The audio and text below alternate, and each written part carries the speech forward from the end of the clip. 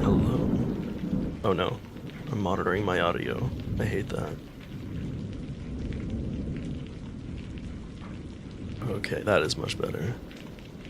I also need to put down my controller. Control Shift C. Yeah. Hello. Welcome in, DJ and Astrum. Congrats on the first, DJ. So today, I am trying something new.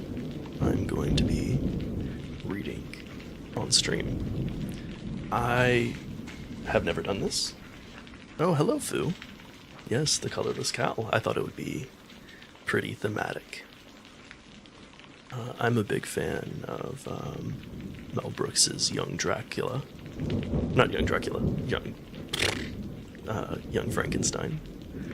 And I thought I'd pay homage to that by also being black and white.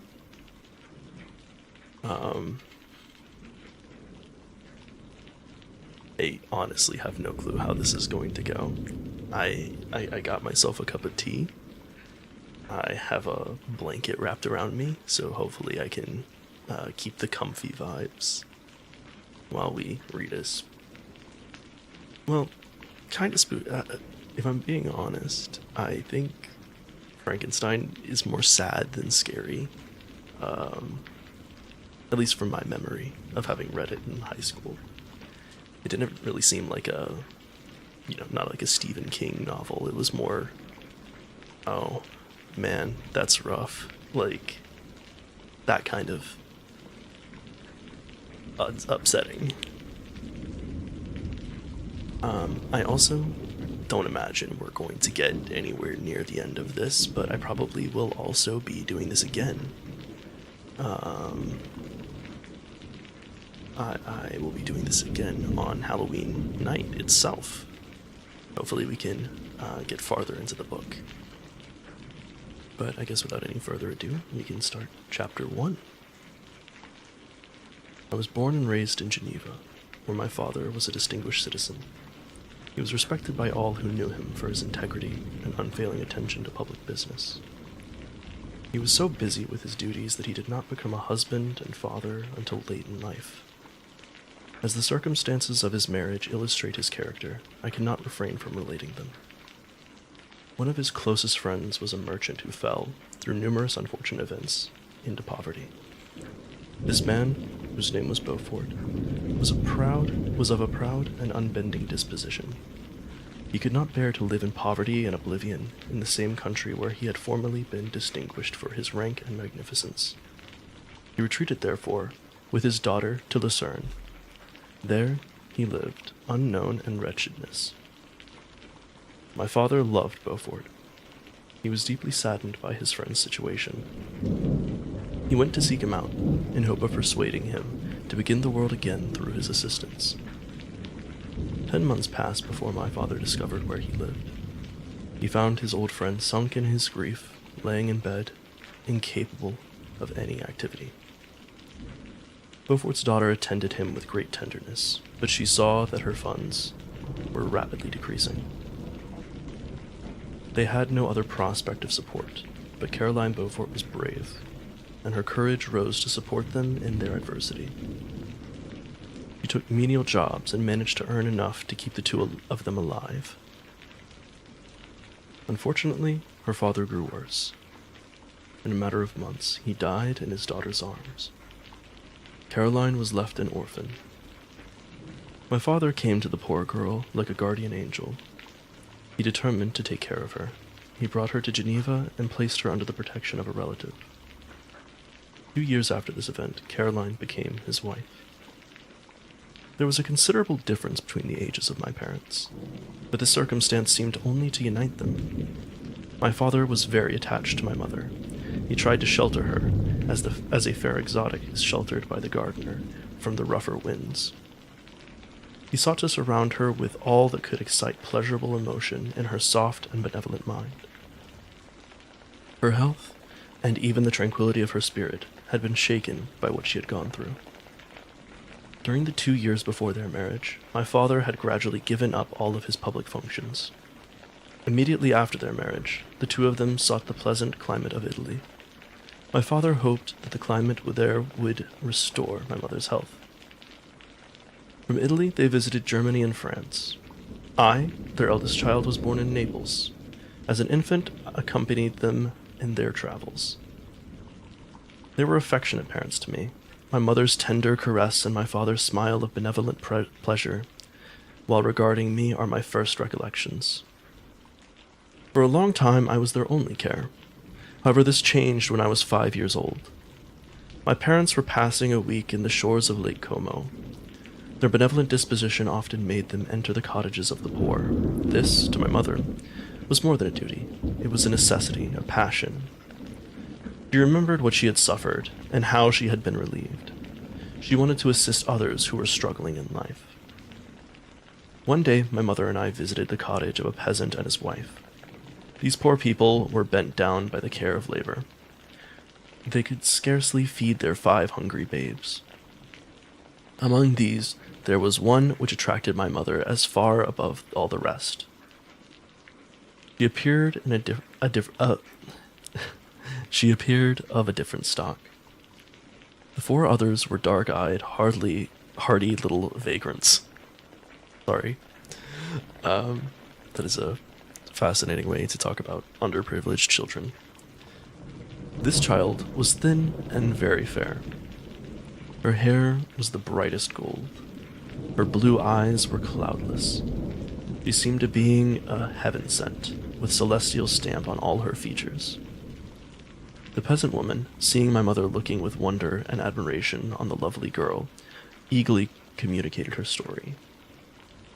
She was not her own child. She was the daughter of a nobleman from Milan. Her mother was a German, and she had died giving birth. The infant had been placed with these good people to nurse. She had bloomed in their rude dwelling, fairer than a garden rose among dark-leaved brambles. When my father returned from his trip, he found me playing in a hall of our country home with this child. My mother got his permission and convinced the girl's guardians to let the girl come and live with us. They were fond of the sweet orphan. Her presence had seemed a blessing to them, but they could only scarcely feed their other children. They consulted their village priest, and the result was that Elizabeth Lavenza joined our family. She became my sister. My more than sister. She became the beautiful and adored companion of all my occupations and pleasures. Everyone loved Elizabeth. I not only loved her, but also looked up to her. On the evening previous to her being brought to my home, my mother had said playfully, "I have a present for you, Victor. Tomorrow you shall have it." On the next day, she presented Elizabeth to me as her promised gift. I, with childish seriousness, interpreted her words literally and looked upon Elizabeth as mine to protect, love, and cherish. We called each other cousin, but she was my beloved sister. Chapter 2. Elizabeth and I were brought up together. There was not quite a year difference in our ages. We lived in perfect harmony and grew closer over time. Elizabeth was of a calmer and more concentrated disposition. I was capable of a more intense application, and was more interested in learning. While she contemplated the magnificent appearances of things, I delighted in investigating their causes. The world was not, to me, a secret that I desired to puzzle out. Though the world was, to me, a secret that I desired to puzzle out. I was curious. I wanted to understand the hidden laws of nature. When I was 7, my parents had another child. They gave up their wandering life and settled in their native country. We had a house in Geneva, and a country place on the eastern shore of the lake. We resided, for the most part, in the latter, in considerable seclusion. As a boy, I preferred to avoid a crowd. I was indifferent to my schoolfellows in general, but I did befriend one of them. His name was Henry Clerval. He was the son of a merchant in Geneva. He was a boy of unusual talent and imagination. He loved enterprise, hardship, and even danger. He was deeply read in books of chivalry and romance. He composed heroic songs and wrote tales of enchantment and knightly adventure. He recruited us to act in plays and enter into his performances. The characters in these dramas were drawn from the heroes of Roncesvalles, the Round Table of King Arthur, and the Crusades. Oh, welcome in, Cisco. No human being could have passed a happier childhood than myself. My parents were kind and indulgent. We loved them and they loved us. When I mingled with other families, I sensed how fortunate my lot was and felt grateful towards my parents. My temper was sometimes violent, and my passions vehement, but by some laws of nature, they were turned not towards childish pursuits, but to an eager desire to learn. I was not particularly interested in learning languages or government or in political affairs. It was science that fascinated me. I desired to learn the secrets of the heaven and earth, the outward substance of these things, and the inner spirit of nature. My friend Henry occupied himself with the moral relations of these things. His dream was to become one of those whose names are recorded in story as the brave and adventurous benefactors of our species. The saintly soul of Elizabeth shone like a shrine-dedicated lamp in our peaceful home. Her smile, her soft voice, the sweet glance of her celestial eyes were ever there to bless and inspire us. It's a wild way to talk about his sister, but okay. Welcome, Midnight. We are reading Frankenstein. We are currently on chapter 2. I might have become depressed in my study, but I did not, for Elizabeth was there to subdue me with her own gentleness. And Henry. Could anything depress the noble spirit of Henry Clerval? I take pleasure in dwelling on those recollections of childhood. It was a time of happiness, before misfortune had poisoned my mind and changed its bright visions of usefulness into gloomy and narrow reflections upon self. As I have mentioned, science and natural philosophy were my great loves. When I was 13, we took a trip to the natural hot springs near Thonon. A patch of bad weather forced us to spend a day in the inn. There, I found a volume of the works of Cornelius Agrippa. I opened the book without much interest, but gradually grew more enthusiastic.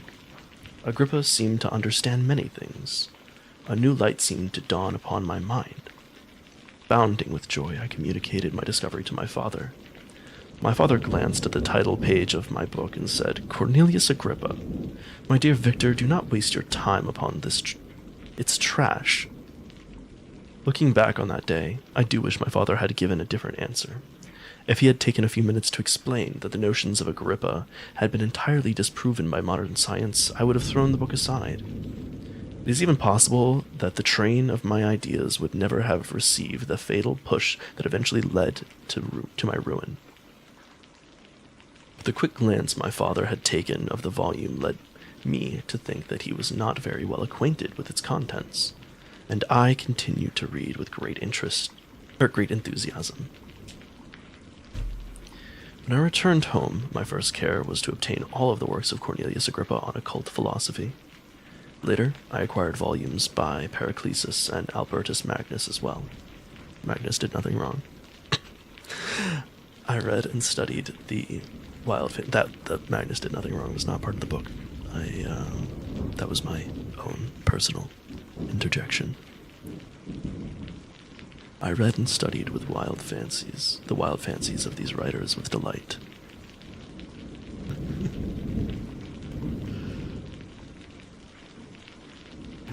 I read and studied the wild fancies of these writers with delight. They appeared to me treasures known to few besides myself.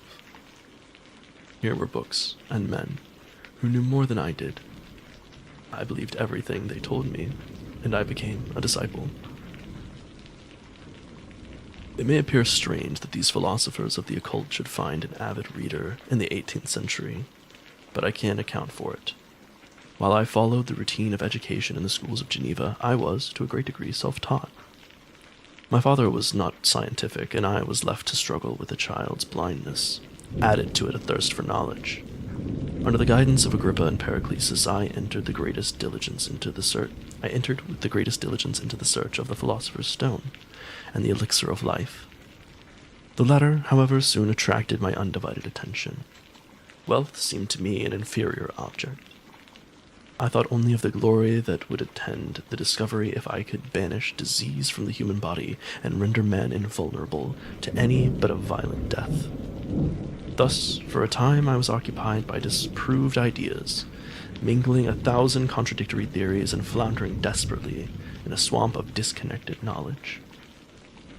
I was guided by an ardent imagination and childish reasoning, till an accident again changed the current of my ideas. I want to take a sip of my drink. I apologize if you could hear that. When I was 15, I witnessed a violent and terrible thunderstorm. It advanced from behind the mountains, and the thunder burst with frightful loudness from the heavens. I watched the storm's progress with curiosity and delight. As I stood at the door, all of a sudden I beheld a stream of fire shooting out of an old oak tree that stood about 20 yards from our house. As soon as the dazzling light vanished, the oak had disappeared. Nothing remained but a blasted stump. When we visited the next morning, we found the tree had shattered in an unusual manner. It had not been splintered by the shock. It had been entirely reduced to thin ribbons of wood. I had never seen anything so completely destroyed.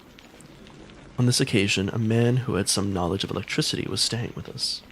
He was excited by this catastrophe, and he began to tell us about the science of electricity. This was new and astonishing to me. I quickly forgot about Cornelius Agrippa, Albertus Magnus, and Pericles. I began to study electricity and also mathematics. Hell yeah.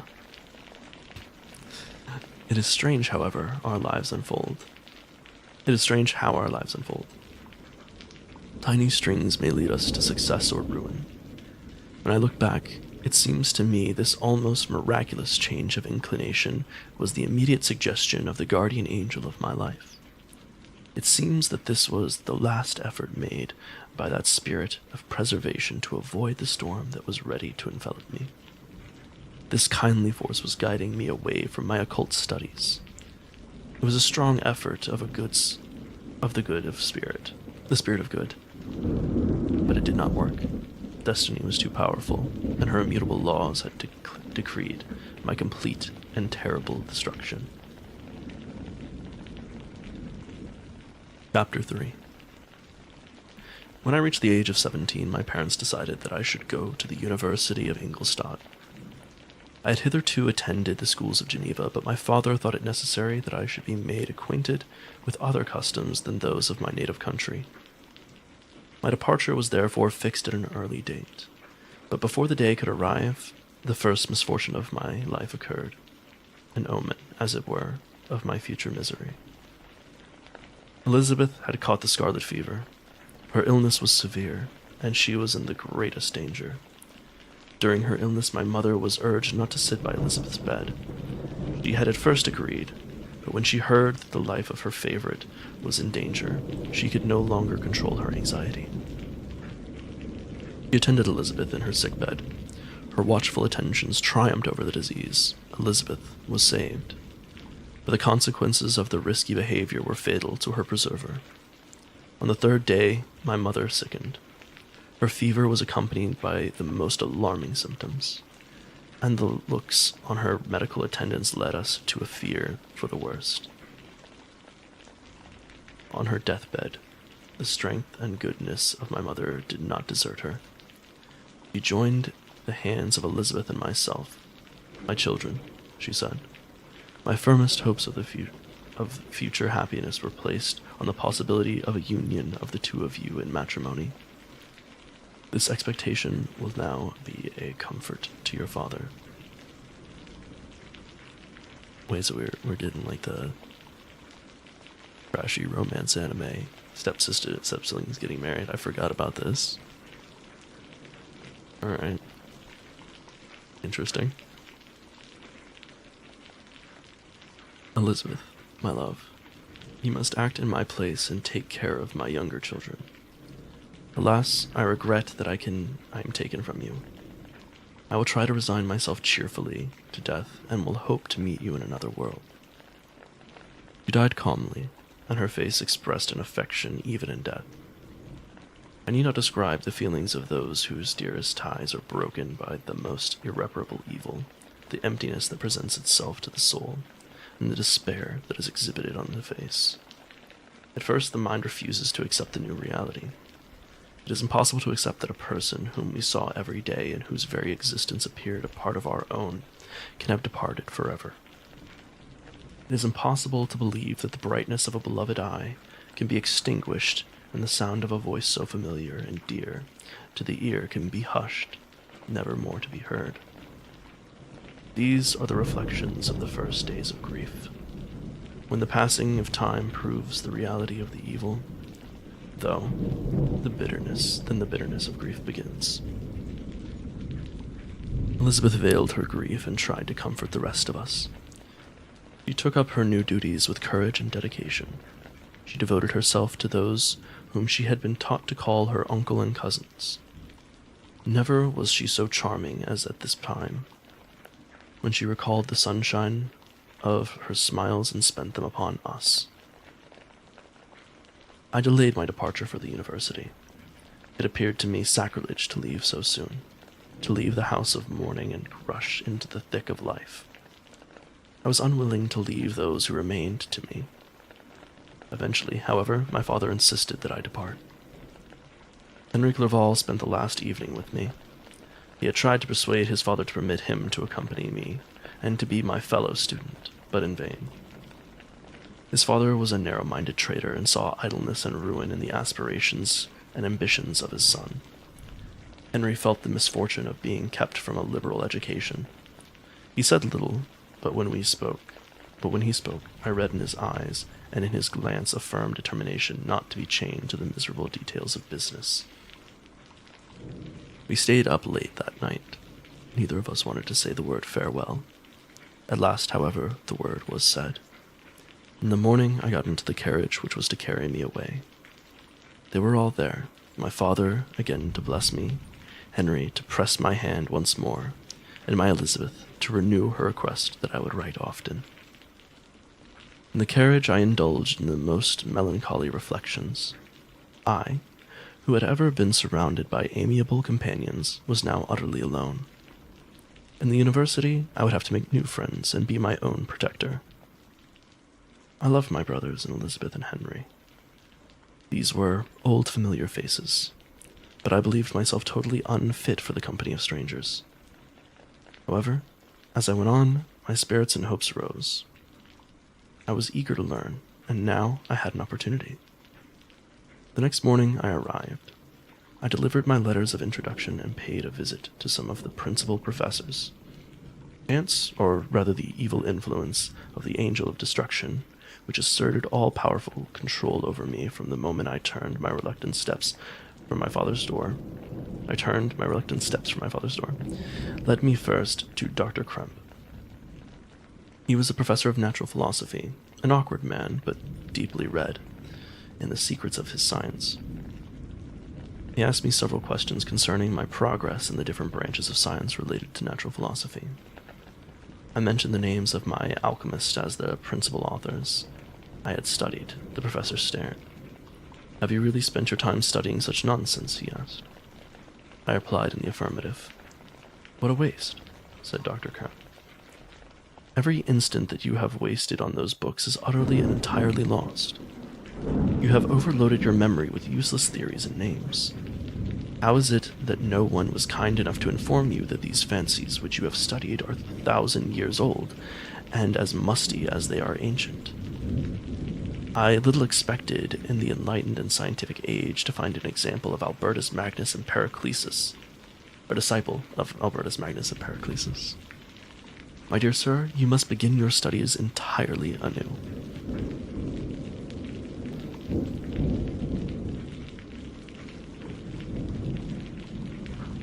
He wrote down a list of several books. Before dismissing me, he told me he was about to begin a course of lectures upon natural philosophy.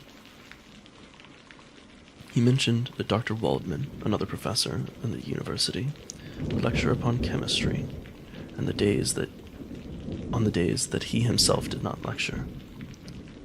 I was not disappointed, for I had outgrown my fascination with the authors he criticized. At the same time, I felt no desire to study natural philosophy of the sort Dr. Kremp was recommending.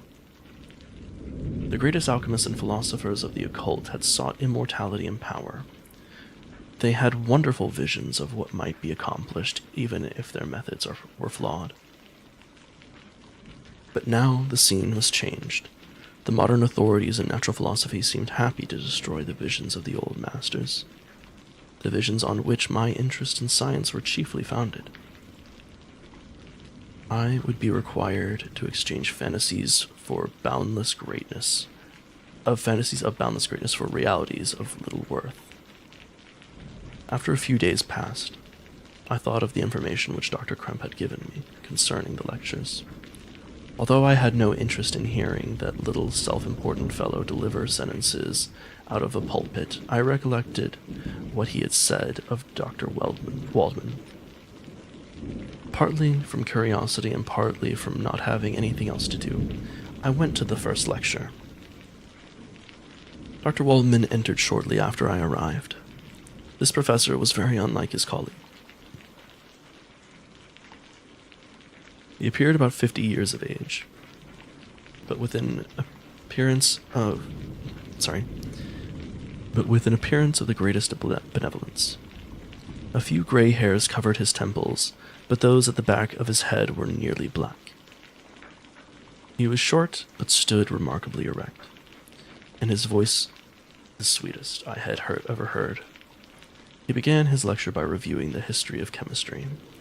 He described the various improvements made by different men of learning. Then he presented a brief view of the present state of the science and explained many of the elementary terms of chemistry. He concluded with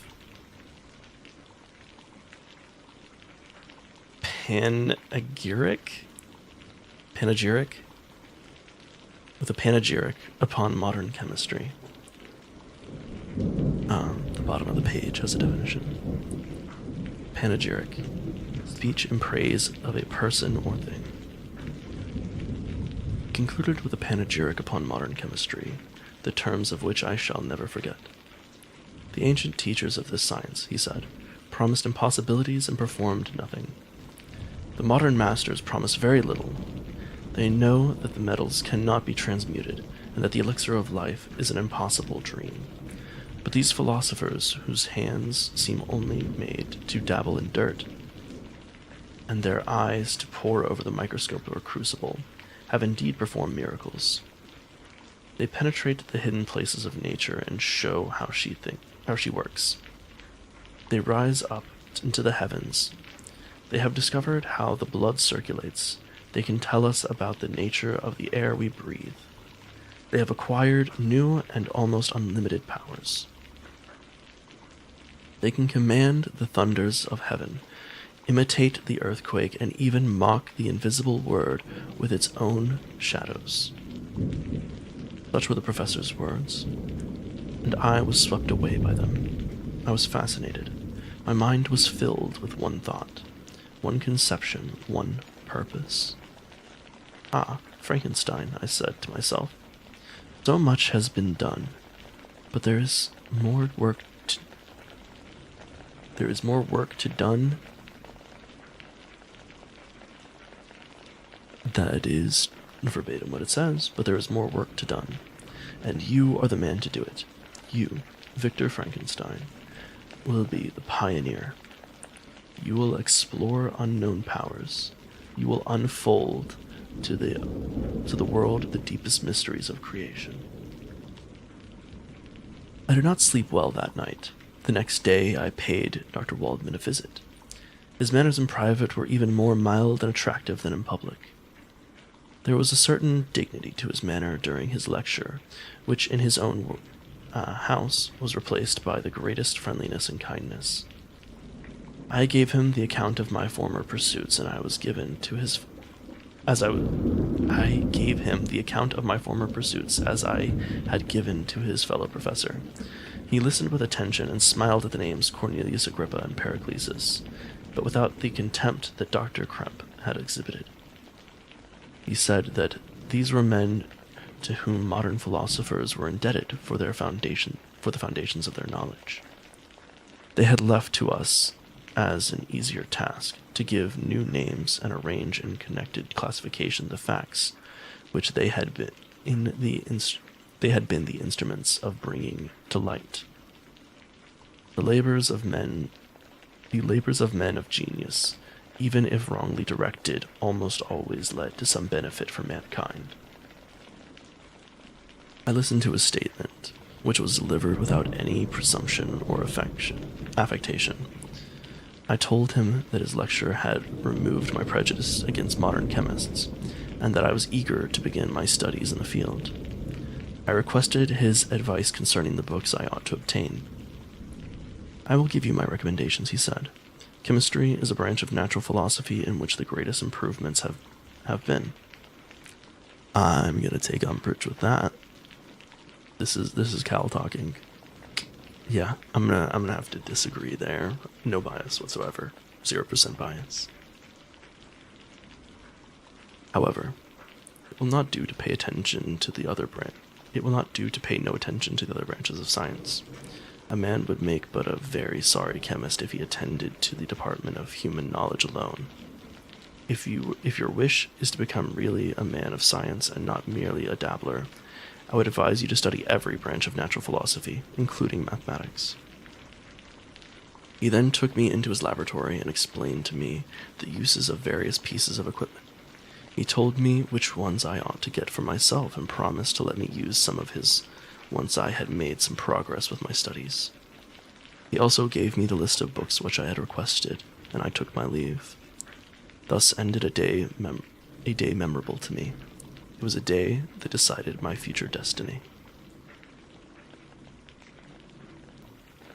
End of chapter 3.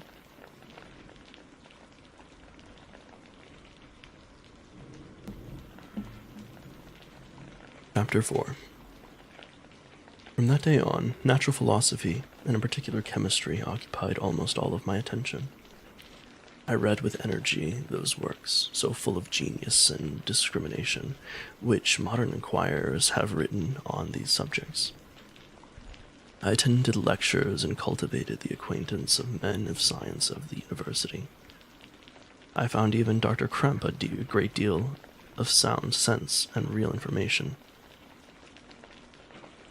I'm going to restart that sentence. I found even in Dr. Kremp a great deal of sound sense and real information, combined, it's true, with a repulsive appearance and unpleasant manners, but not, on that account, the less valuable. In Mr. Waldman, I found a true friend.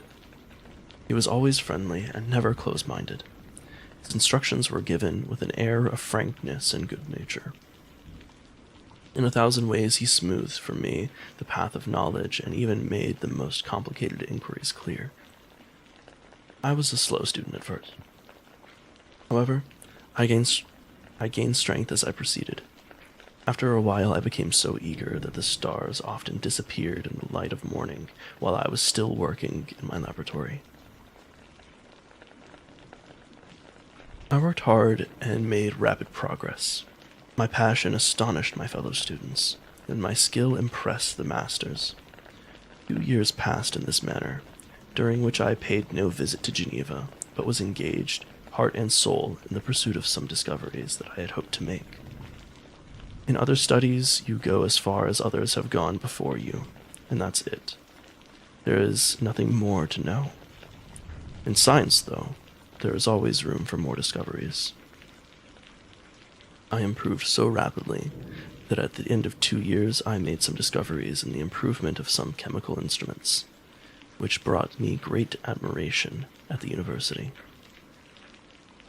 One subject that especially attracted my attention was the structure and nature of the human body. How are bodies endowed with life? And where does the force that gives us life come from? These were bold questions, and they were viewed as great mysteries. But chemistry was solving many mysteries, and I thought it might allow me to solve these as well. I decided to focus my studies on living things in the human body. I had also to learn about the natural decay and corruption of the human body. I spent many days and many nights in vaults and carnal houses. Charnel houses?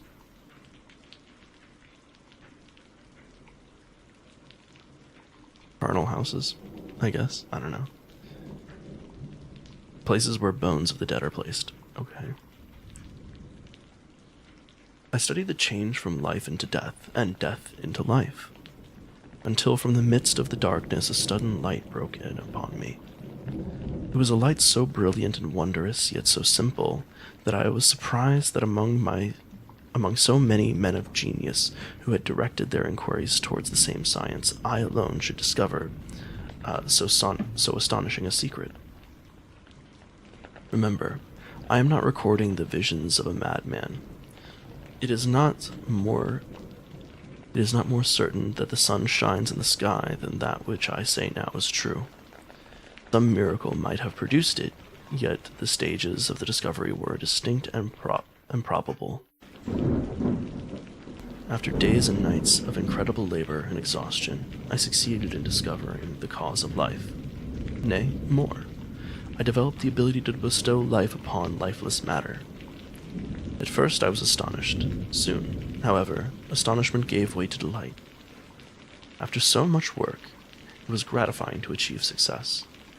But this discovery was so great and overwhelming that all the steps by which I had been progressively led to it were forgotten, and I saw only the result.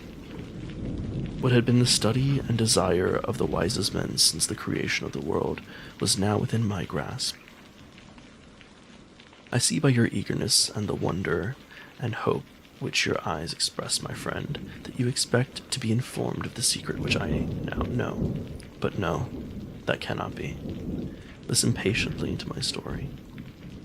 When I have finished, you will understand why I chose not to speak of that subject. I will not lead you on. I would not have you make the same mistakes I made. I would have you learn from my example. I would have you learn how dangerous knowledge can be. When I found so astonishing a power...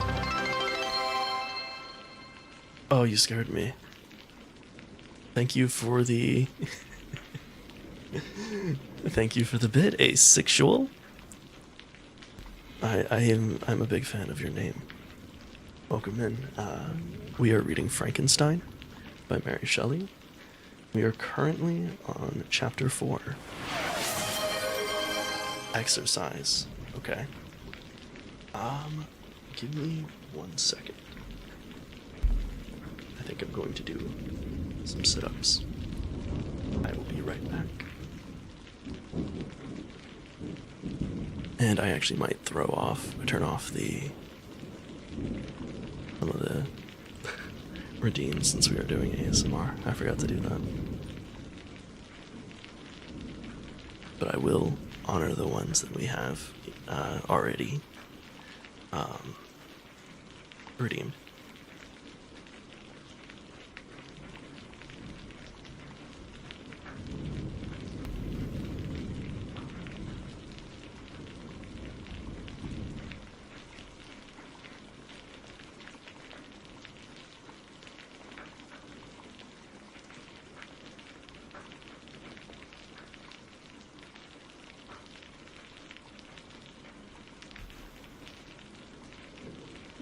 Alright, I have finished my sit-ups. Alright, let me just...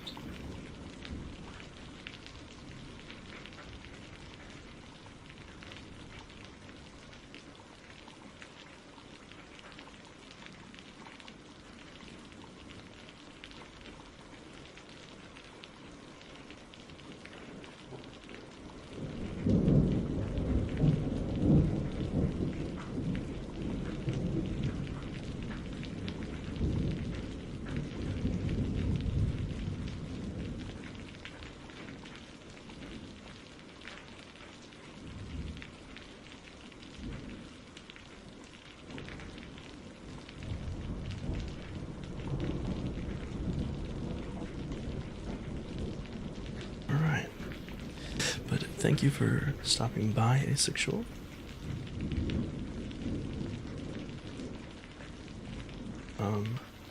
So yes, we are on Chapter 4 of Frankenstein by Mary Shelley.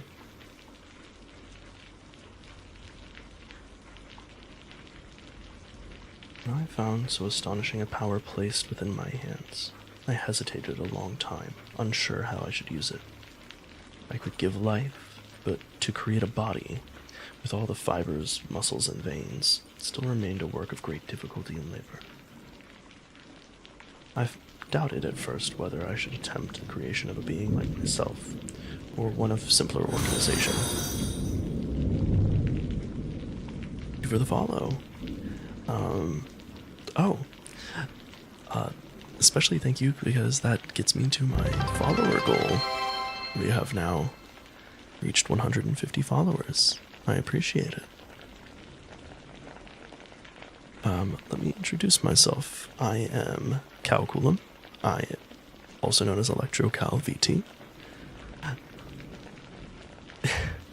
I did remove some of the redeems. I don't want to use any ones that make too much noise because some people might be listening to this wanting just, a soft voice to play while they fall asleep, because a lot of people do that with ASMR.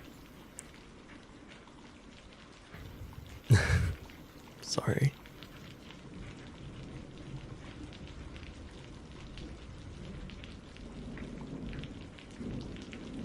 But I am Calculum. I am an electromancer turned physics tutor, and in real life I am a physics PhD candidate. I am currently working on my doctoral degree in high energy theoretical physics. So if you have any physics questions,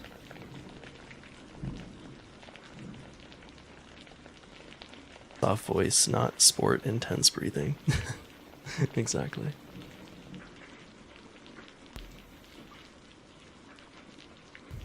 Alright, let's see. However, I was too excited by my first success to give up the quest. I knew I would probably fail many times, but I reminded myself that science and mechanics continue to advance, in spite of countless failures. I began to work on creating a human being. Since it is tricky to work with small parts, I decided to create a being of gigantic stature, about 8 feet in height. I spent several months collecting and arranging my materials. How can I make you understand the feelings which drove me to continue? Life and death seemed to me imaginary boundaries, which I could break through and pour a great flood of light into our dark world. A new species would bless me as its creator and source. No father could claim the thanks of his child so completely as I should deserve theirs. Pursuing these reflections, I thought of that. If I could bestow life upon lifeless matter, I might someday learn to renew life, even after death had left the body to decay. How's life going for you? I'm doing pretty good. I have just finished up my work on one project. I get to start another one. I was working with the decay of Higgs bosons, and now I am working with electroweak scattering processes again. So, something more my bread and butter. But I also thought the decay stuff was very interesting.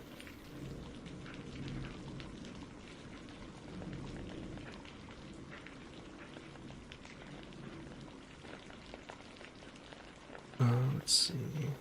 Alright, here we are. These thoughts supported my spirits while I pursued the project with constant passion. My cheeks grew pale with study, and I lost weight. Sometimes I failed, yet still I pressed on. Sometimes the work was gruesome. I collected bones and body parts from charnel houses, dissection rooms, and slaughterhouses. I disturbed with unholy fingers the tremendous secrets of the human body. In a room at the top of the house, I kept my workshop a filthy creation. I worked all summer. It was a most beautiful season, but I saw little of it, or of my friends. I wrote to my family only rarely. I see now that I was very much to blame for ignoring my family. The pursuit of knowledge is a noble activity, but it does not release a man from his other duties in life. This is making me feel very bad. I should probably call my family.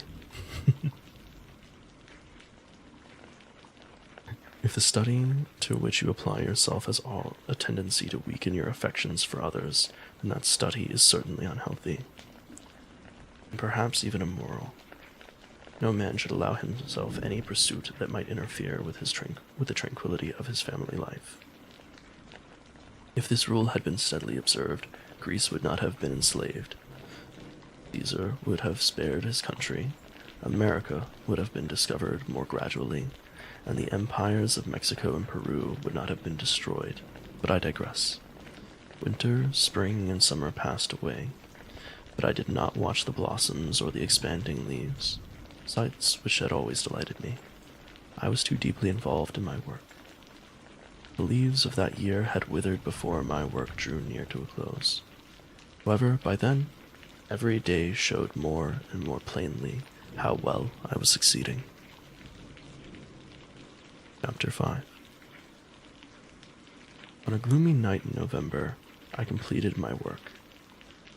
I was so nervous that night it was painful. I collected the instruments of life around me, that I might infuse a spark of being into the lifeless thing that lay at my feet. It was already 1 in the morning. The rain pattered dismally against the panes, and my candle was nearly burnt out, when, by the glimmer of a half-extinguished light, I saw the dull yellow eye of the creature open. It breathed hard, and a conclusive motion agitated its limbs. Convulsive motion agitated its limbs. I promise I'm literate. How can I describe my emotions? And how can I describe the creature whom with such infinite pains and care I had formed? His limbs were in proportion. I had selected his features in the hope that he would be beautiful. Beautiful, great God! His yellow skin scarcely covered the muscles and arteries beneath. His hair was long and black. His teeth were pearly in their whiteness, and yet these traits only formed a more horrible contrast with his watery eyes. His eyes were almost the same color as the white sockets in which they were set. His complexion was shriveled, and his lips were straight and black. I had worked hard for nearly 2 years, for the sole purpose of infusing life into a lifeless body. For this I had deprived myself of the rest of health. I had desired it with a passion that far exceeded its moderation. Now that I had finished, however, the beauty of the dream vanished. Horror and disgust filled my heart. I could not bear to look at the being I had created. I rushed out of the room. For a long time, I walked back and forth in my bedroom, tormented with thoughts. I was exhausted and needed to sleep, but I found I could not. At last I did fall asleep, but I was disturbed by the wildest dreams. I thought I saw Elizabeth, in the bloom of health, walking in the streets of Ingolstadt. Delighted and surprised, I embraced her, but as I imprinted a kiss on her lips, they turned pale. Her features changed too, and I thought that I had a corpse in my thought that I had the corpse of my dead mother in my arms. A shroud enveloped her form, and I saw grave worms crawling in the folds of the flannel. I started from my sleep with horror. A cold dew covered my forehead. My teeth chattered and my limbs convulsed. Then, by the yellow light of the moon, I beheld the wretch, the miserable monster I had created. He lifted the curtain of the bed, and his eyes, if eyes they may be called, were fixed on me. His jaws opened, and he muttered some inarticulate sounds. A grin wrinkled his cheeks. He might have spoken, but I did not hear. He stretched out one hand, seemingly to hold me, but I escaped and rushed downstairs. I took refuge in the courtyard, where I spent the rest of the night. I walked back and forth in the greatest agitation, listening attentively, fearing each sound might announce the approach of the horrible, demon-like corpse to which I had given life. Oh, the face of that creature. No human being could look on it without horror. I had gazed on him while unfinished. He was ugly then, but when those muscles and joints were at last put into motion, he became a thing such as even Dante could not have conceived. We got Magnus and Dante in this, really? Sorry, I am very much on a Warhammer kick. I see that ads are about to start, so I'm probably going to take a little pause here. We can get started with the book after. Oh, no, the ads are in 5 minutes. We'll keep reading a little bit more. Dante is way better. I agree. Totally not biased, but I agree.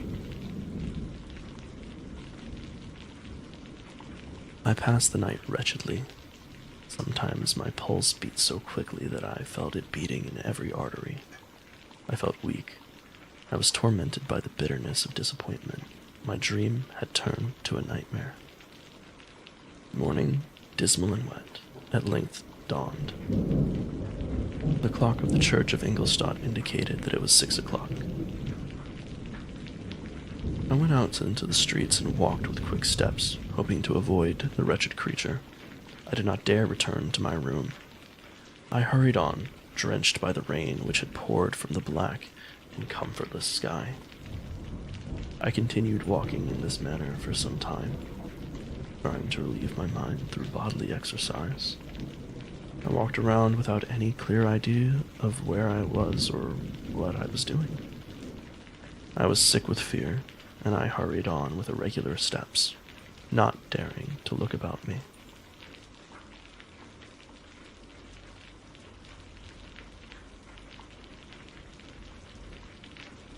Now, let's see.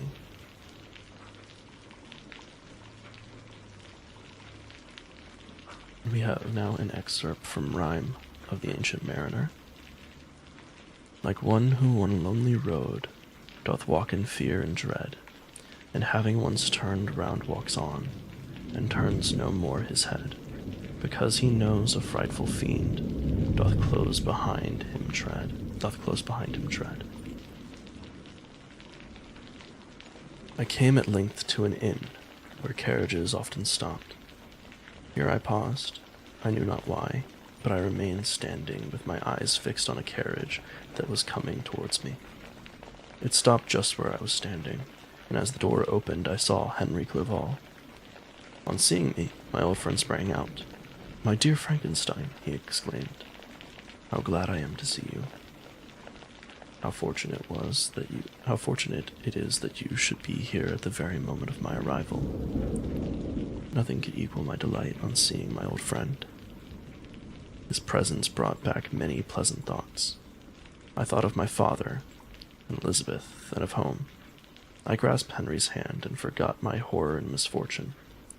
I felt suddenly, and for the first time during many months, calm and peaceful. I welcomed my friend in the most friendly manner, and we walked towards the university. Henry the Goat, indeed. Henry talked for some time about our friends and his own good fortune in being permitted to come to Ingolstadt. It was not easy to persuade my father, he said, although he was... Oh. Sorry. No, ads have not started yet. We have another minute and a half. I'll keep reading. Although he has allowed me to make the visit, he still insists that there is nothing useful to be learned at a university. But his affections for me at length overcame his dislike for learning, and he has permitted me to undertake a voyage of discovery to the land of knowledge. It gives me great delight to see you, but tell me how you left my father and brothers and Elizabeth. Very well and very happy. Only they are a little uneasy that they hear from you so rarely.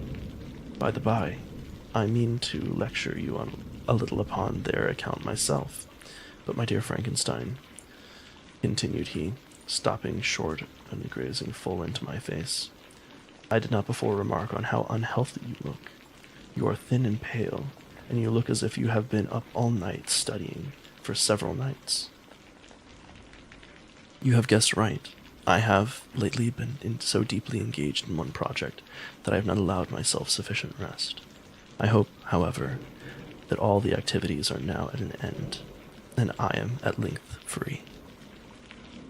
And with that, we will take a quick break for the ads. I'm going to maybe refresh my tea. I recommend everyone also hydrate. Yes, that tea is very room temperature, so I'm going to go get some more. I shall be right back.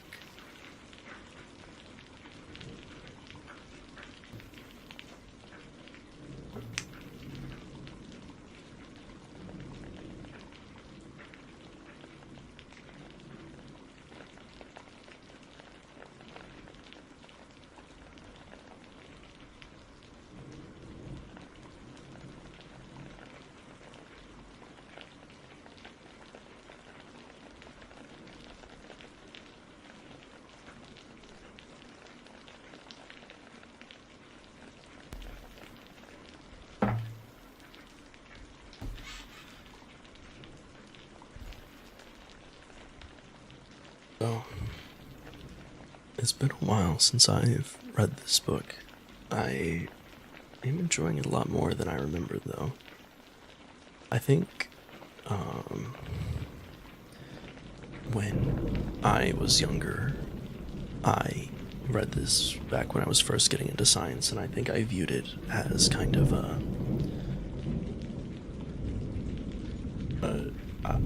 I viewed it like it was saying that science itself shouldn't be pursued because there are some questions that weren't meant to be answered, but it is more nuanced than that.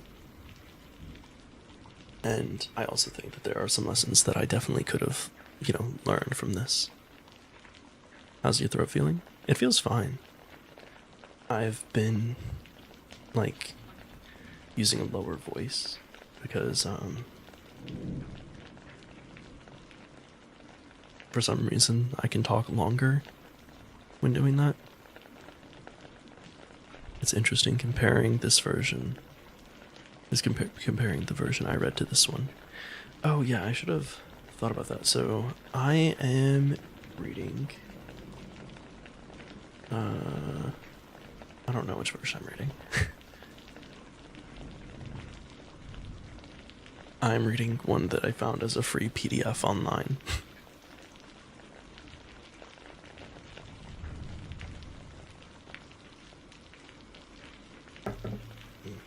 It's good tea.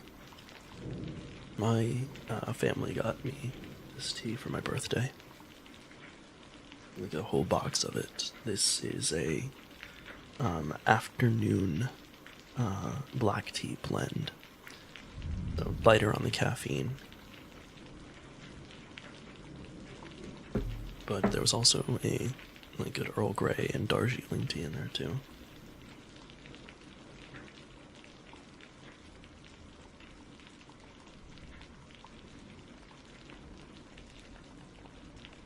I'm having a lot of fun. I think I will keep reading this for the next the next stream that we do.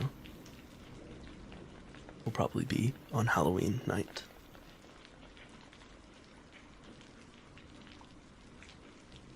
Alright, ads are almost over. We'll wait until we get the message from Frosty though.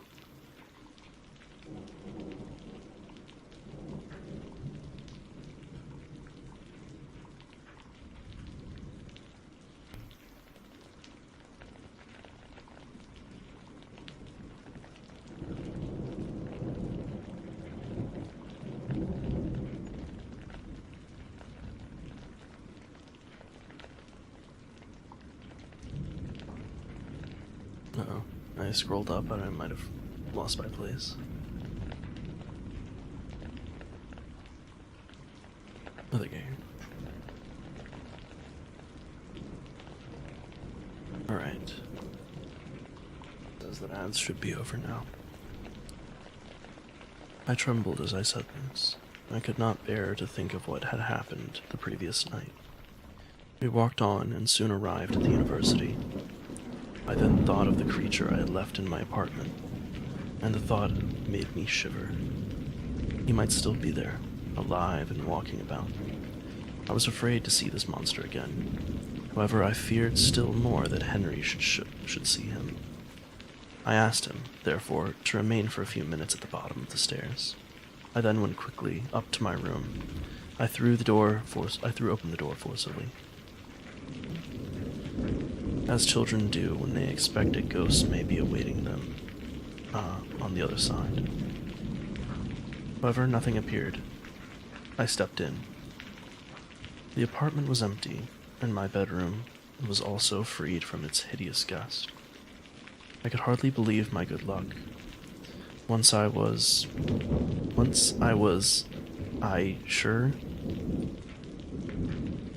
I think that's a typo. Once I was sure that the creature had indeed fled, I clapped my hands for joy and ran down to see Henry. We went up to my room, and the servant brought us breakfast. I was very excited. My pulse beat rapidly. I was unable to sit in one place. I clapped my hands and laughed aloud. At first, Henry thought I was excited about his arrival. However, after observing me more attentively, he saw a wildness in my eyes for which he could not account. My loud, unrestrained, heartless laughter frightened and astonished him. "My dear Victor," cried he, "what in the world is the matter? Why do you laugh in this manner? Are you ill? What is the cause of all this?" "Don't ask me," I cried, putting my hands before my eyes, for I thought I saw the dreaded spectre gliding into the room. I imagined that the monster had seized me, and struggled furiously and fell down in a fit. Poor Henry, what must have been his feelings? A meeting, which he anticipated with such joy, so strangely turned to bitterness. But I was not the witness of his grief, for I was lifeless and did not recover my senses for a long, long time. This was the beginning of a nervous fever that kept me in bed for several months. During all that time, Henry was my only nurse. I afterwards learned that, knowing my father's advanced age and unfitness for so long a journey, and how wretched my sickness would make Elizabeth, he spared them this grief and concealed the extent of my disorder. He was confident that I would recover, but I was in reality very ill. The form of the monster that I had created was constantly before my eyes, and in my feverish dreams I spoke of the creature frequently. My words surprised Henry. He at first believed them to be the wanderings of a disturbed imagination, but the stubbornness with which I continually returned to the same subject persuaded him that my disorder indeed owed its origins to some uncommon and terrible event. By very slow degrees, and with frequent relapses that alarmed and grieved my friend, I recovered. I remember the first time I was able to observe outward objections with any kind of pleasure.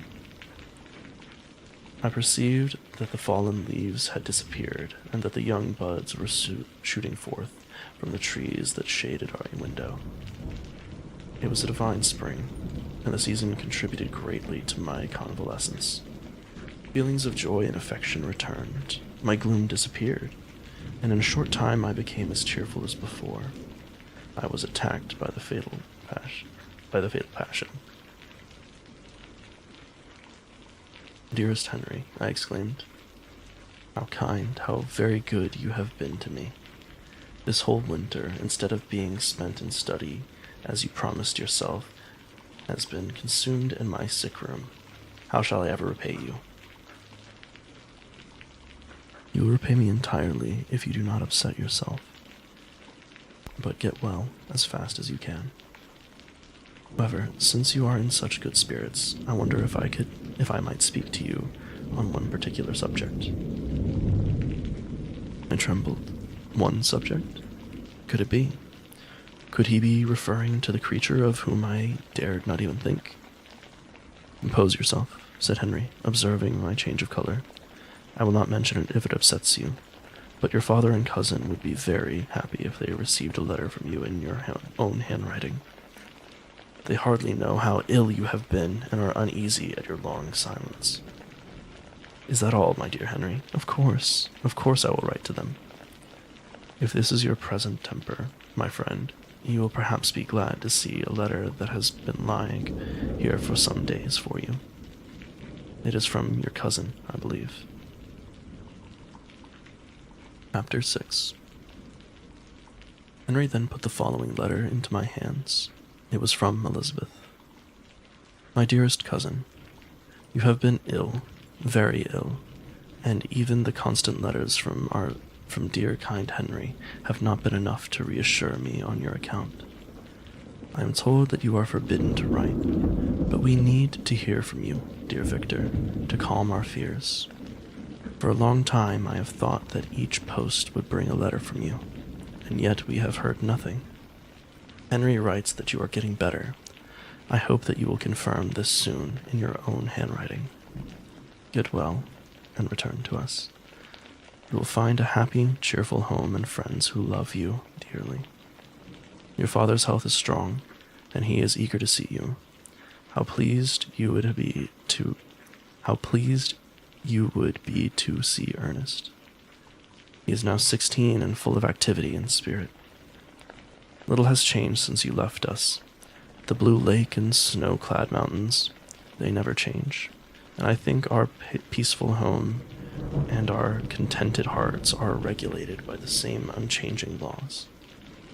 My trifling occupations take up my time and amuse me, and I am rewarded by seeing none but happy, kind faces around me. Since you left us, only one change has taken place in our little household. Do you remember on what occasion Justine Moritz entered our family? Probably you do not. I will therefore relate her history in a few words. Madame Moritz, her mother, was a widow with 4 children, of whom Justine was the third. This girl had always been the favorite of her father, but for some reason her mother could not stand her, and after the death of Mr. Moritz, she treated her very poorly. My aunt observed this, and when Justine was 12 years of age, convinced her mother to let her live at our house. The republican institutions of our country have produced simpler and happier manners than those which prevail in the great monarchies that surround it. Here there is less distinction between the servile classes of inhabitants and the lower orders, being neither so poor nor so despised, are more refined and moral. Being a servant in Geneva is not the same thing as being a servant in France or England. Justine was received in our family and learned the duties of a servant, a condition which, in our fortunate country, does not include the idea of ignorance and does not require a girl to sacrifice her dignity as a human being. Justine was a great favorite of yours when you were young. I remember you once said that if you were in ill humor, one cheerful glance from her could cure it. My aunt was very fond of her, and as a result decided to give her an education superior to that which she had at first intended. This benefit was fully repaid. Justine was the most grateful person in the world. She thought that my aunt the model of all excellence, and tried to imitate her speech and manners, so much that she often reminds me of her. When my dearest aunt died, everyone was too much occupied with their own grief to notice poor Justine, who had attended her during her illness, with the most anxious affection. One by one, her brothers and her sisters died. At last, she was the only one of her mother's children left alive. Her mother's conscience was troubled. She began to think that the death of her favorite child was a judgment from the heaven to punish her for favoring one child over the others. A few months after you left for Ingolstadt, Justine was called home by her repentant mother. Poor girl, she wept when she left our house. Justine's residence at her mother's house brought her little happiness. The poor woman was torn between two urges. She sometimes begged Justine to forgive her unkindness, but much oftener accused her of having caused the deaths of her brothers and sisters. Constant worrying at length threw Madame Moritz into a decline. She died at the beginning of last winter. Justine has returned to us. I love her tenderly. She is very clever and gentle, and extremely pretty. As I mentioned before, her demeanor and her expressions continually remind me of my dear aunt. I must also say a few words to you, my dear cousin, of little darling William. I wish you could see him. He is very tall for his age. He has laughing blue eyes, dark eyelashes, and curly hair. When he smiles, 2 little dimples appear on each cheek. Well, I have written myself into better spirits, dear cousin. However, my anxiety returns as I conclude. Do write to us, Victor. Even a short letter will be a great blessing to us. 10,000 thanks to Henry for his kindness, his affection, and his many letters. We are sincerely grateful. Take care of yourself, and, I beg you, write. Elizabeth Lavenza, Geneva, March 18th, 17... Then there's just a dash. Dear, dear Elizabeth, I exclaimed after I finished reading this letter. I sat down right away and wrote a letter to her and the rest of my family. The exertion of writing tired me, but I was beginning to recover my health. Once I was feeling strong enough to go out, one of my first duties was to introduce Henry to the professors I knew at the university. This was difficult for me. The sight of chemicals and labs reminded me of the creature and renewed the agony of my nervous symptoms. Henry had noticed this and had packed up all of my own scientific equipment. He had also made arrangements for me to move into a new room, for he saw that I had acquired a dislike for the room which had previously been my laboratory. But the cares of Henry Clerval were of no use to me when I visited my old professors, Dr. Waldman. But the cares of Henry Clerval were of no use to me when I visited my old professors, Dr. Waldman. Oh, there's a period there. My old professors. Dr. Waldman caused me pain when he praised, with kindness and warmth, the astonishing progress I made in the sciences. My visit to Dr. Kremp was even worse. What a fellow we have here, he cried. Why, Mr. Clerval, I assure you young Frankenstein here has done more than any of us here. When he saw that I was not smiling, he added, Mr. Frankenstein is also modest, an excellent quality in a young man. These were difficult visits for me. Henry had never shared my love for natural science. He came to the university to study Asian languages. While nursing me back to health, he began to study Persian, Arabic, and Sanskrit. I joined in his program of study, for I had come to hate my old studies. We spent several months working on the Asian languages and went on several hiking trips. The hiking trips helped me regain my health, and they also cheered my spirits. What an excellent friend Henry was to me during those difficult months. His conversation was full of imagination, and at other times he repeated my favorite poems and drew me into discussion. He drove away sickness and gloom and restored me to health and happiness. Chapter 7. At the end of the spring term, I received the following letter from my father. My dear Victor, I write with terrible news. William is dead. That sweet child whose smiles delighted and warmed my heart. He was so gentle and carefree. Oh, Victor, it is horrible to report. He was murdered. I will tell you what we know. Last Thursday, Elizabeth, your 2 brothers, and I went for a walk. The evening was warm and serene, and we walked farther than usual. It was already dusk when we decided to return. And that was when we discovered that William and Ernest, who had gone on before us, were nowhere to be found. We sat on a bench and waited for them to return. Ernest came back and asked if we had seen his brother. He said that he and William had been playing hide and seek. William had run off to hide, and he had been looking for him but could not find him. This account alarmed us, and we began to search the area. We searched until nighttime, but could not find him.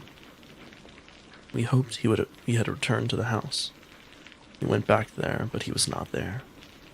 Then we went back to search the area again, this time with torches. I could not rest when I thought that my sweet boy was lost and exposed to the damps and dews of night. About 5 a.m, I found him, my lovely boy, whom the night before had been so blooming and active in health, was stretched on the grass, pale and motionless. I could see the marks of the murderous fingers on his neck. He was taken home, and the suffering that was visible on my face betrayed the secret to Elizabeth. She wanted to see the corpse. At first I attempted to prevent her, but she persisted. At last she entered the room where his body lay.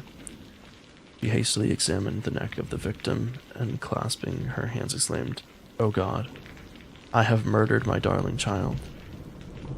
She wept and moaned. She told me that William had borrowed a necklace from her that day. He had wanted to wear it around his neck, a small golden locket that contained a picture of your mother, Elizabeth. Your mother. Elizabeth is convinced that it was this piece of jewelry that attracted the murderer's attention, so she blames herself for William's death. Return to us, dear Victor. You alone can console Elizabeth. She weeps continually and blames herself for causing his death. We are all unhappy, but will not that be an additional reason for you, my son, to return to be our comforter? Come, Victor, with thoughts of revenge against the assassin, but with feelings of peace and gentleness that will heal the wounds of our minds. Enter the house of mourning, but I would have you do so with kindness and affection for those you love, and not with hatred for your enemies. Your affectionate and afflicted father, Alphonse Frankenstein, Geneva, May 12th. I'm noticing that there are some typos in the version that I'm reading, so I will do my best to correct them as I come across them. Henry watched me as I read the letter, and saw my joy give way to despair. "My dear friend," he said, "what has happened?" I motioned to the letter while I walked up and down the room in terrible agitation. I was crying, and Henry joined me after he read the letter. "I am sorry, my friend," he said. "This is horrible. What do you intend to do?" "I must go to Geneva." Henry did his best to comfort me. "Poor William," he said. "Dear, lovely child. He now sleeps with his angel mother. We have only one consolation. He is at rest. His sufferings in this world are at an end forever." I called for a carriage, and in a few minutes one arrived. I said farewell to my old friend and hurried away. I was very gloomy during the whole trip. As I approached Geneva and saw the dark mountains rising up, I felt even more discouraged. The picture appeared a vast and dim scene of evil, and I foresaw in a vague way that I was destined to become the most wretched of human beings. It was completely dark when I arrived in Geneva. The gates of the town were already shut for the night. I was obliged to pass the night in Secheron, a village not far from the city. I was unable to rest, so I went out for a walk. A storm was gathering in the mountains. Vivid flashes of lightning dazzled my eyes as I walked. I walked on unconcerned and thinking of my brother. All of a sudden, I perceived in the gloom a figure lurking behind a clump of trees. I stood still and gazed intently. A flash of lightning illuminated the night, and I saw him, the creature. I knew at once it was the wretched beast to whom I had given life. But what was he doing in this place? Had he traveled to my hometown? And was it he who had killed my brother? I shuddered at the thought, but within seconds I was convinced that it must be so. I felt weak in the legs and had to lean against a tree for support. The gigantic creature passed quickly in front of me, then it disappeared into the gloom. I felt certain that no human being could have destroyed that wonderful child. It was he who had done it. He was the murderer.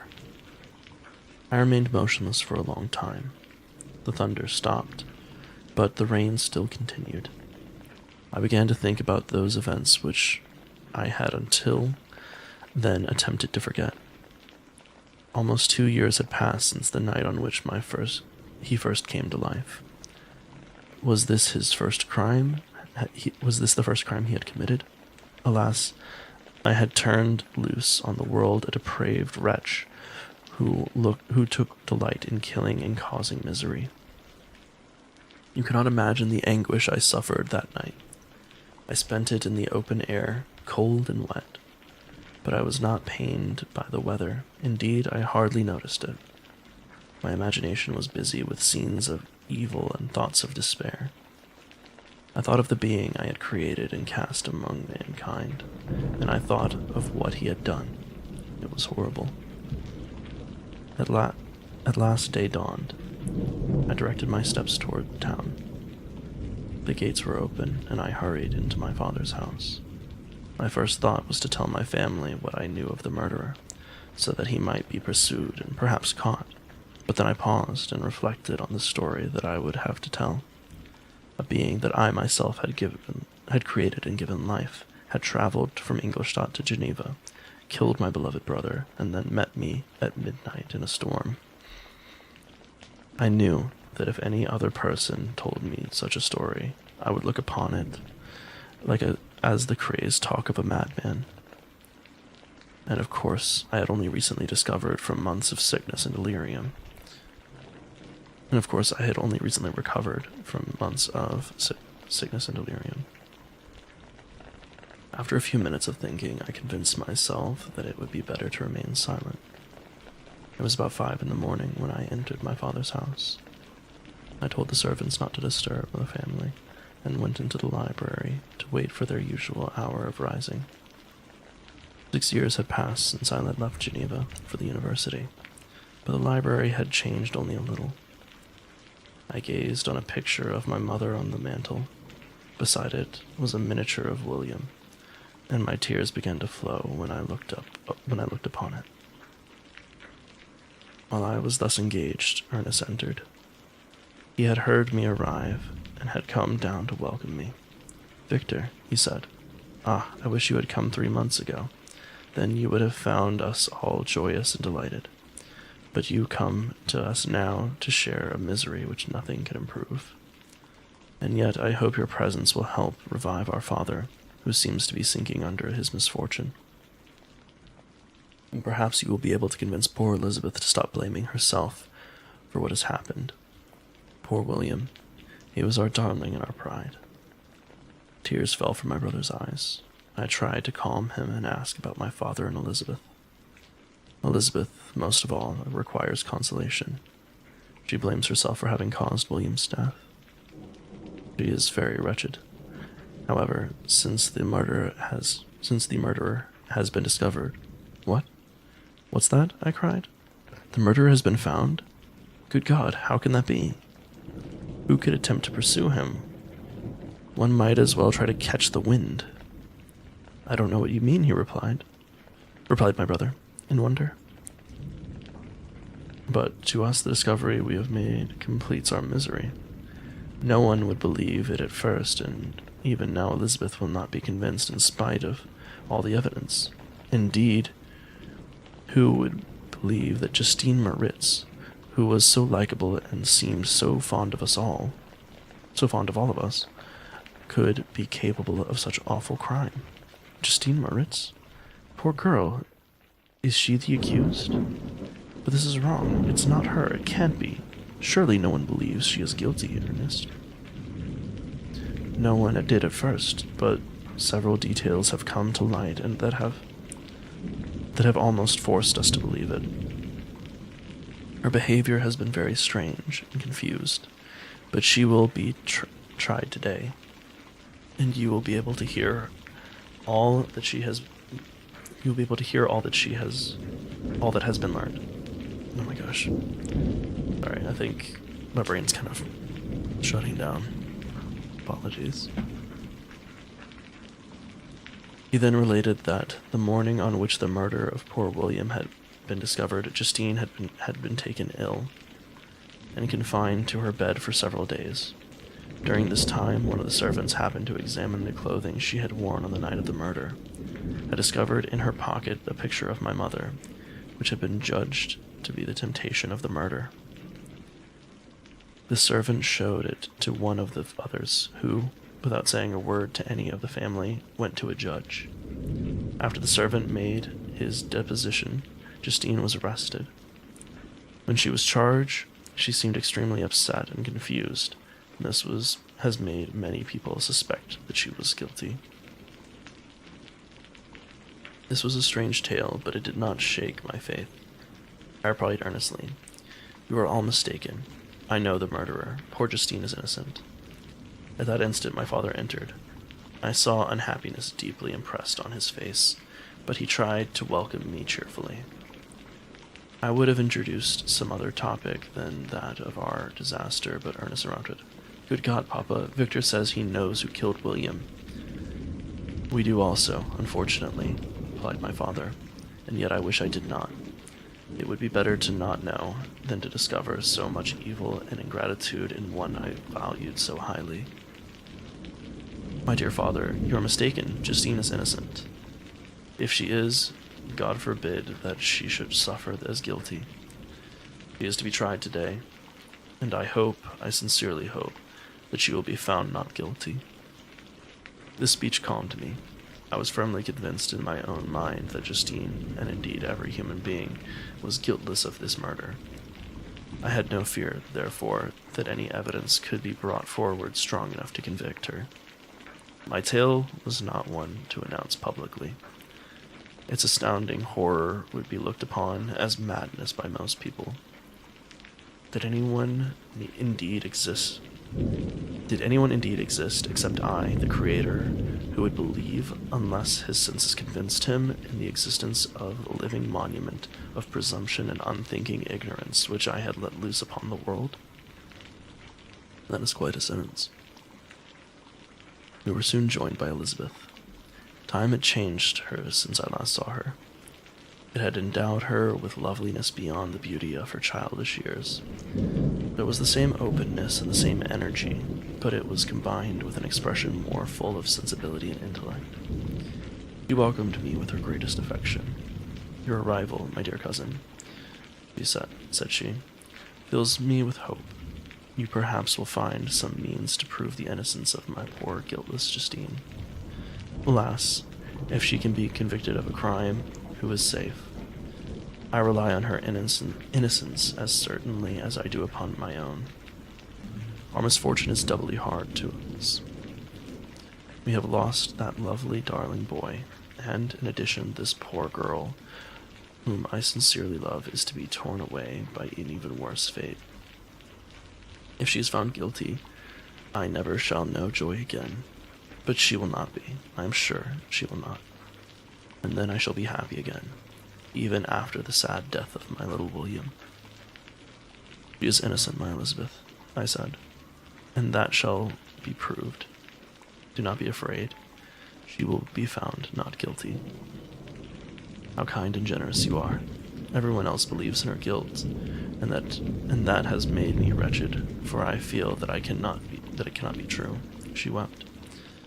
"Dearest niece," said my father, "dry your tears. If she is, as you believe, innocent, we can rely on the justice of the laws."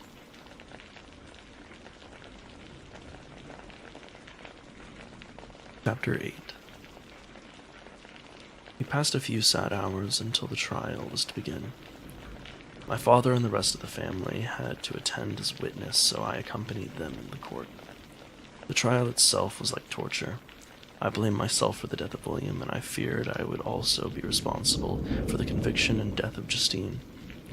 I longed to confess myself guilty of the crime, but I was absent when it was committed, and such a confession would have been considered as the ravings of a madman. Justine seemed calm.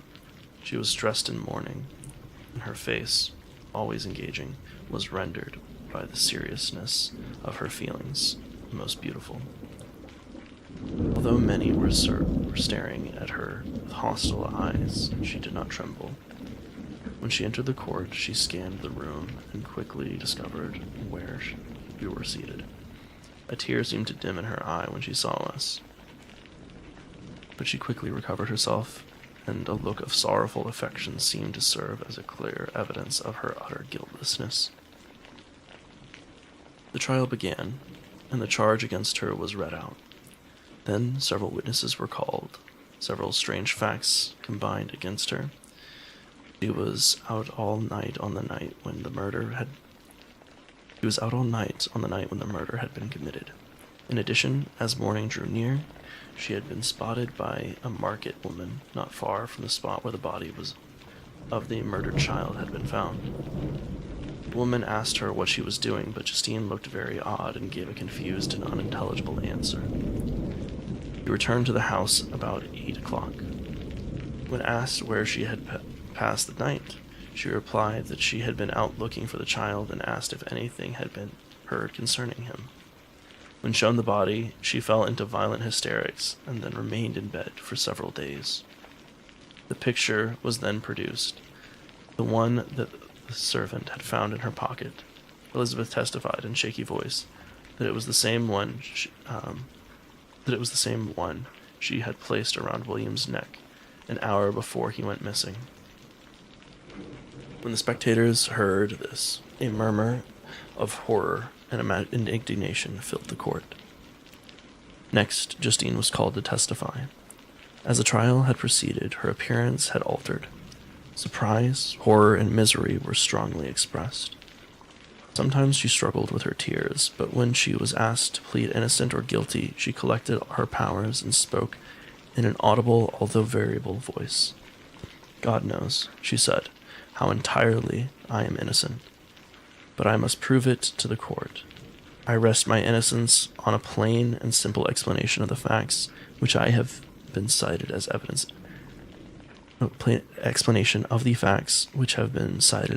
against me, and I hope the character I have always borne will incline my judges to a favorable interpretation where any circumstance appears doubtful or suspicious."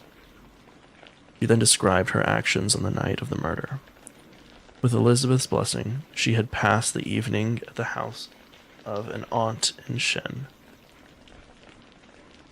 a village about 3 miles from Geneva. On her return at about 9 o'clock, she met a man who asked her if she had seen anything of a child who was lost. Also, welcome in, Stephanie. We are reading Frankenstein. We're currently on chapter 8. He was concerned by this account and was past several hours looking for him. Then the gates of Geneva were shut, and she was forced to spend several hours in a barn. She slept for a few minutes shortly before dawn. Then footsteps disturbed her, and she awoke. It was dawn, and she felt the barn so that she might begin to search for my brother again. If she had gone near the spot where his body lay, it was without her knowledge. That she had been confused when questioned by the market woman was not surprising, since she had passed a sleepless night, and the fate of poor William was still uncertain. Concerning the picture, she could give no account.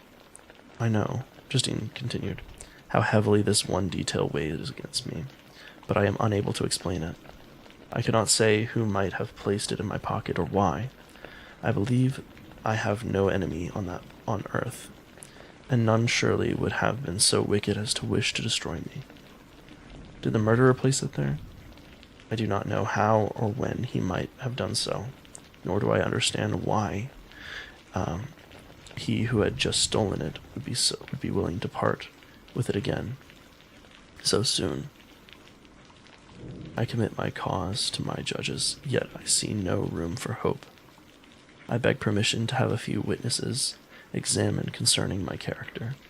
If their testimony is not enough, I understand that I must be found guilty, although I swear before God I am innocent. Several witnesses were then called. All had known Justine for many years, and all spoke well of her, but they seemed cautious, frightened. Fear and hatred of the crime of which they had supposed her guilt made them hesitant. Elizabeth sensed that Justine was in trouble, and she asked for permission to address the court. "I am," she said, "the cousin of the unhappy child who was murdered. Or rather, his sister, for I was educated by and have lived with his parents since before he was born. It may therefore be judged improper for me to come forward on this occasion, but I wish to speak. I wish to say what I know of the accused and of her character. I have lived in the same house with her for many years. During all those years, she appeared to me the most amiable and benevolent of human creatures. She nursed my aunt in her last illness with the greatest affection and care. She also attended to her own mother during a long illness. After her mother died, she lived in my uncle's house, where she was beloved by all the family. She was warmly attached to the child who is now dead, and acted towards him like a most affectionate mother. For my own part, I do not hesitate to say that, in spite of all the evidence produced against her, I believe she is innocent. She had no temptation for such an action. As to the locket, which has been presented as the chief evidence against her, if she had asked me for it, I would have willingly given it to her. I esteem and value her so highly that I would have given her almost anything." A murmur of approval followed Elizabeth's simple and powerful appeal, but it was excited by her generous interference, and not in favor for poor Justine. The spectators continued to look at Justine with indignation, charging her with the blackest ingratitude. Justine wept as Elizabeth spoke, but she did not speak. My own suffering was extreme during the whole trial. I was convinced that Justine was innocent. When I saw the judges believed her to be guilty, I could not bear it. I rushed out of the court in agony. The trial was more upsetting for me, I believe, than it was for Justine. She knew she was innocent, but I felt guilty for having created the monster who killed my brother. I passed the night of pure wretchedness, and in the morning I went to the court to ask about the verdict. I dared not ask the fatal question, but the officer of the court recognized me and guessed the cause of my visit. The votes had been cast. He told me Justine had been convicted. I cannot pretend to describe what I felt at the moment. Words cannot communicate the heart-sickening despair I suffered. The man told me that Justine had actually confessed her guilt, that evidence, he observed, was hardly required in a case as clear as this one, but I am glad of it. You know, none of our judges like to convict a criminal upon circumstantial evidence, even if it's decisive. This was strange. I wondered what it could possibly mean. Had my eyes deceived me? Was I really going crazy? I hurried home and spoke to Elizabeth. "My cousin," I said, It is decided as you may have expected. Justine has been convicted, but also she has confessed." This was a terrible blow to poor Elizabeth. She had been convinced of Justine's innocence. "Alas," she said, "how shall I ever believe in human goodness? Justine, whom I loved and valued as my sister, how could she put on those smiles of innocence only to betray us? Her mild eyes seemed incapable of any severity or guile, and yet she has committed a murder." Soon after, we were told that Justine had expressed her desire to see my cousin. My father urged Elizabeth not to go, but left it to her own judgment to decide. "Yes," said Elizabeth, "I will go, although she is guilty. You, Victor, must come with me. I cannot go alone." The idea of this visit was torture to me, yet I felt I could not refuse. We entered the gloomy prison cell and saw Justine on some straw at the far end. She was handcuffed and her head rested on her knees. She rose on seeing us enter, and when we were left alone with her, she threw herself at the feet of Elizabeth, weeping bitterly. My cousin wept also. "Oh, Justine," she said, "why did you rob me of my last consolation? I had faith in your innocence, and although I was then very wretched, I was not so miserable as I am now. And do you also believe that I am so very, very wicked? Do you also join with my enemies to crush me, to condemn me as a murderer?" Her voice was suffocated with sobs. "Rise, my poor girl," said Elizabeth. "Why do you kneel if you are innocent? I am not one of your enemies. I believe you are guiltless in spite of all the evidence, until I believed in your guiltless. I believed you guiltless in spite of all the evidence, until I heard that you had yourself declared your guilt. That report, you seem to say, is false.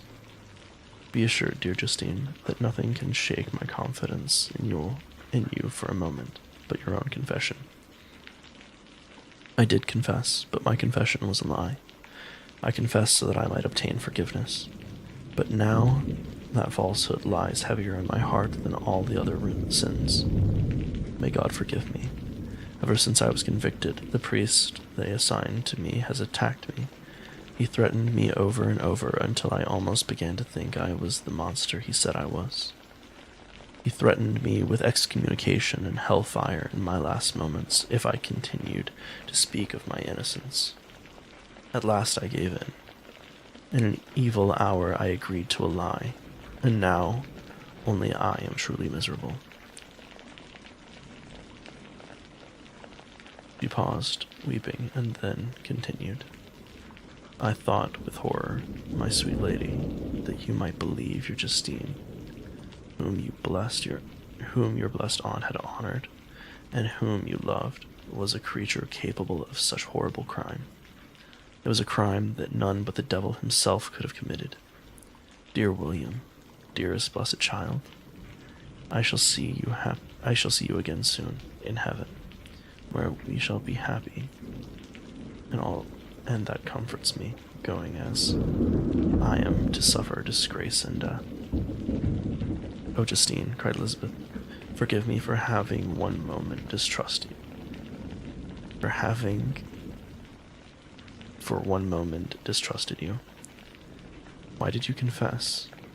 But do not mourn, dear girl. Do not fear. I will prove your innocence. I will soften the stony hearts of your enemies by my tears and prayers. You shall not die. You, my playfellow, my companion, my sister, perish on the scaffold? No, no. I never could survive so horrible a misfortune." Justine shook her head sadly. "I am not afraid of death," she said. "God gives me courage to endure the worst. I am resigned to the fate awaiting me. Learn from me, dear lady, to accept patiently the will of heaven." During this conversation, I had retired to a corner of the prison room, where I could conceal my suffering. The poor victim, who on the next morning was to pass the awful boundary between life and death, felt not, as I did, such deep and bitter pain. I gnashed my teeth and ground them together, uttering a groan that came from my inmost soul. Justine started. When she saw who it was, she approached me and said, "Dear sir, you are very kind to visit me. I hope you do not believe that I am guilty." I could not answer. "No, Justine," said Elizabeth. "He is more convinced of your innocence than I was. Even when he heard that you had confessed, he did not believe it. I truly thank him. In these last moments, I feel the sincerest gratitude towards those who think of me with kindness. How sweet is the affection of others to such a wretch as I am. I feel as if I could die in peace now that my innocence is acknowledged by you, dear lady, and your cousin. I felt that I was one responsible for William's death. Anguish and despair had penetrated into the core of my heart. I bore a hell within me nothing could extinguish. We stayed several hours with Justine, and it was only with great difficulty that Elizabeth could tear herself away. I wish, she cried, that there was a sentence to die with you, that I were sentenced to die with you. I cannot live in this world of misery. Justine embraced Elizabeth and said in a voice of half-suppressed emotion, "Farewell, dear Elizabeth, my beloved and only friend. May heaven bless and preserve you. May this be the last misfortune you ever suffer. Live and be happy, and make others so." The next day, Justine was put to death on the scaffold. Elizabeth's heart-rending eloquence failed to move the judges from their settled beliefs. My passionate and indignant appeals were lost upon them. I had planned to tell them everything that I knew. However, when I received their cold answers and heard the harsh, unfeeling reasoning of these men, I realized that my story would do Justine no good. They would not listen to me. They would only take me for a madman. From the tortures of my own heart, I turned to contemplate the deep grief of my Elizabeth. This also was my doing. I was the cause of her sorrow, and of my father's as well. I saw all the members of my family weeping. I saw them pouring out their sorrows on the graves of William and Justine. I was torn by remorse, horror, and despair. I saw that these people, whom I loved, had experienced more suffering than anyone should experience in a lifetime, and I hoped that they would not be exposed to further losses. But something told me that this would not be the case. Something told me that these would not be the last tears the members of my family would shed. Alright. And that brings us to the end of chapter 8. I think we are going to call it here for the night. And we're going to raid out into someone. We will start with chapter 9, either tomorrow or on Friday, depending on if I have time tomorrow. Thank you all for being here. This was really fun, and I think I would like to do it again sometime. Let's find someone to raid into.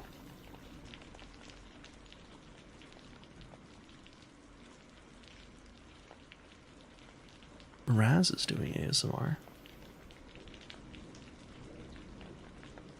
That's interesting. I didn't know Raz did that.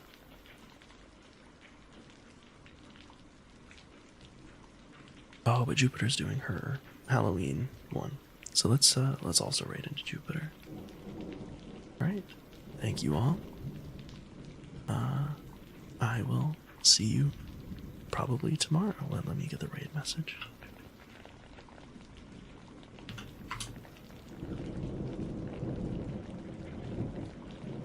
Alright. Let's start the raid.